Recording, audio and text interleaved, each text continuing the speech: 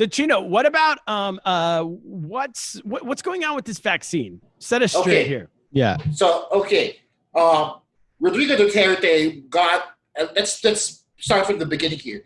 Rodrigo Duterte got elected into office because he made a bunch of very unreasonable promises to the Filipino people. Right? He promised that he himself literally would get on a jet ski and jet over to the islands that China is occupying in the north of the Philippines. Right? There were disputed territories there. He said that. He said he was going to end crime in 6 months.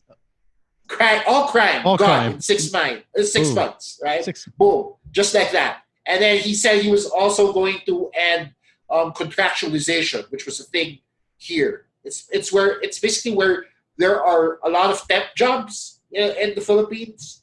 Right. After 6 months, people are out of the job because of they work in malls and just these large multinational corporations that have buildings and property all over. And basically, the way they get by is by hiring a lot of temp jobs, a lot of temps, right, to get by. And that's a big issue here because people don't get benefits, people don't get paid properly, they don't get paid overtime. So it's a big labor issue. And he said that, boom, he's going to Thanos it away, right? He promised all these things, and now it's been 4 years into his first term as president, and it's just nothing has happened. Nothing has happened. Nothing No jet ski? No jet ski. No end of crime. Nothing has happened. And so now, sorry, go ahead, Kaplan. No, I was gonna say from our perspective, we hear a lot about the crime, the drug situation. That like he's on top of it. He's doing extreme measures and taking care of it, but not really. No, not really, man. Crime has arguably gone up since he's come into office because the number of murders, vigilante killings, as they say, have gone up. Like he gained notoriety in a city called Davao, which is 2 hours south of Manila by plane, right? So very far, the farthest point of the Philippines. That's where he found himself in power. And in Davao, they had an urban legend, if you will, of death squads roaming around the city countryside there, and just basically picking up vagrants and killing them. I don't really know how else to explain it.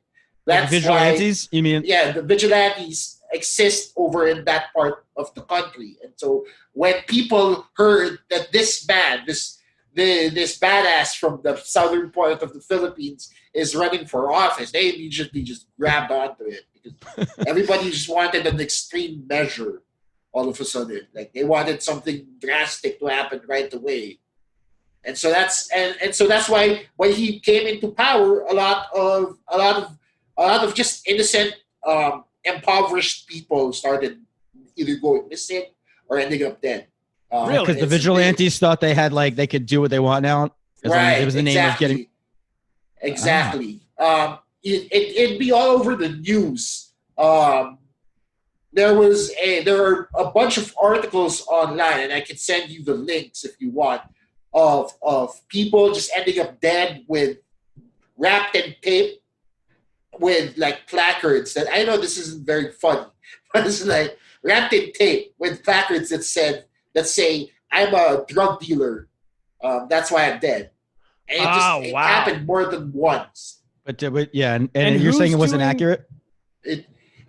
So it wasn't accurate because it was just indiscriminate. They were just going to pick up the first. They were just going to pick up the first person they see. There was a 16-year-old boy. He was one of the first people who got killed by this whole wave of vigilantes, who supposedly was just walking home from school, and he got picked up by the cops. And then after that, that's the last week they heard of the kid. And the next day, they found his body. Wow. So it's just a is there a specific specific Chino, is there a specific type of person or group or religious group? Are they targeting a certain type of person, or it's literally anyone? So far they're looking to put the point on the poorer part of the population. Okay. It's very the Philippines is a very poor country. The disparity between the rich and the poor is massive. So there are people who are going to end up at the other end of the barrel. People are gonna get the shorter end of the stick, if you will. But at the same time, this was just so drastic, just a massive wave of just eliminations of people just ending up dead.